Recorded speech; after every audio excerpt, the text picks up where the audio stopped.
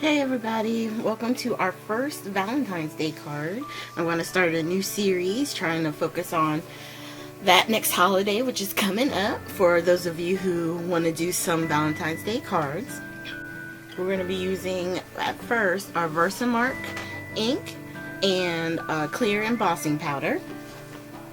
And I'm using the Tim Holtz watercolor paper, and I've cut it down. It's normally 4.5 or 4.25 by 5.5, and I cut it down to be 4 by 5.25 because I want to have a border around the edge on the card.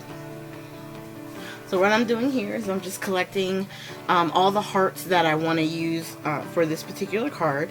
In this, stamp set, there's 3 solid cards or hearts in a collection. So it's like a bigger one, a big one, a small, and a super tiny heart. So I put all 3 of them on one block together, and I'm going to use that towards the end. And then I have the individual hearts where they have the sayings like hugs, what is it? Cutie pie, love you, true love, did I say kiss me?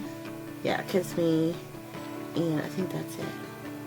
And what I'm doing is I'm stamping in the Versamark and then stamping them randomly on the card. And I kind of had, I don't know where or how this popped in my head, but I was envisioning like the hearts kind of floating down from the sky, like they were kind of erratic pattern but kind of floating down, and then the sentiment in the center.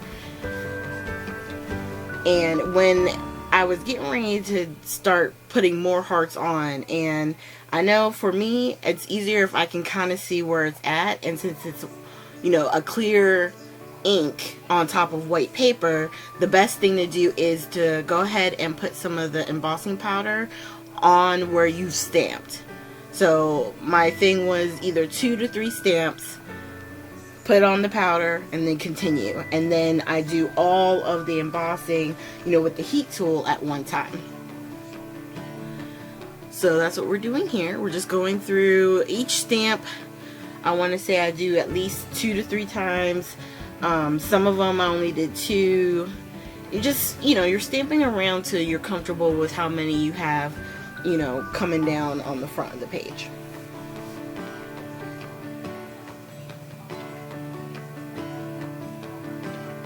Alright, and I'm just going to do it, and that's really where this card really came together, was once you have something in your head. For me, I don't sketch out anything, I just hop in and I do it. And you're going to see at one point I actually contemplated giving up on it and throwing this card away and starting over, and I decided to keep going because I was like, you know, my idea is here, I just need to take it a step further. So bear with me as we go through.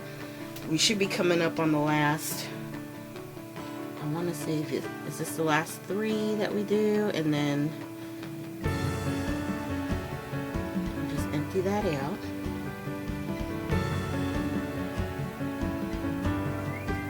And I decided, because I like to use the Versamark Black Onyx ink, it's a pigment ink and it stays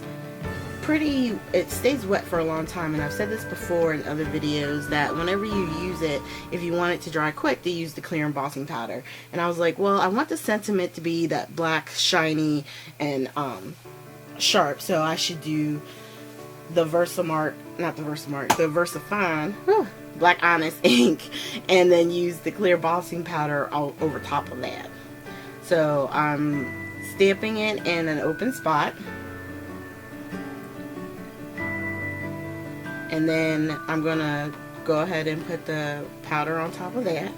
So that way, like I said, you're doing all of the heat tool work at one time. And then once you're done with it, you're done.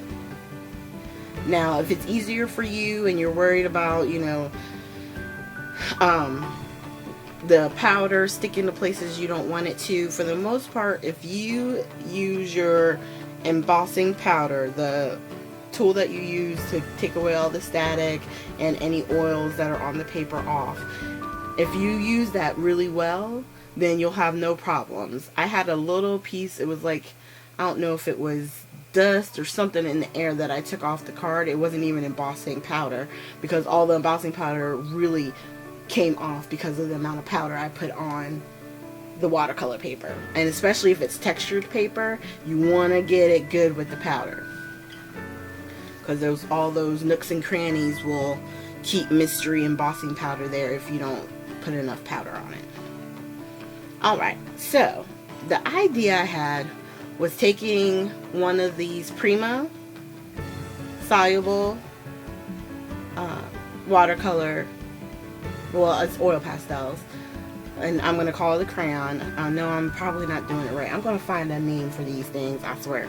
But my idea was that it would be dark up at the top, and then it would kind of drip down, and it would give highlights around the hearts. So I sprayed it, and I realized it really wasn't coming down. So I was like, well, maybe I need to do a thicker line up at the top. So I did that, and then I started spraying again, and it started to come down, but it wasn't moving quite the way I had anticipated. And really, looking at it on the camera now, I probably could have left it like that. That was actually looking pretty good. But I didn't like the harsh line of it. It wasn't doing what I was imagining in my head. So, and another quick tip, because they're coming, because I did so much stuff on this that I was like, what were you thinking? But there is a such thing with certain watercolor papers as too much water. Okay, if you're using a more inexpensive watercolor paper, you have to be careful, because if you get it too wet, it will start to peel. If I had used like a thicker, I guess more artist grade, I probably could have, you know, gotten by with using so much water, but in certain spots it started to kind of bubbly up, you know, the paper. So you just want to be careful. So this is my solution. On this particular card, what I did was, at the bottom, you saw I put another line of the crayon, the oil pastel, and I was using a paper towel to kind of blend. And that's what I was doing with the hearts. I wanted to give it a shadow around where the hearts were, and then there's other areas where it's nice and light. And then with those 3 hearts that I originally put on my block there, I'm dipping those in the cherry red for, I think it's the Simon Says stamp. The Simon Says stamp ink. And then I take the Versified ink and I stamp it in the black, and I add 3 of those. And that's the best part about them being, you know, kind of small pieces. You can fit them in. They're all 3 on one block, and I'm able to get them exactly where I want them in one stamp move. Now, it's be very careful when your stamps are small. You want to make sure that you clean off the edge of your block, because there are times when you'll get a little black ink, which is what happened to me in my sentiment. You can see a little piece of black in the middle there.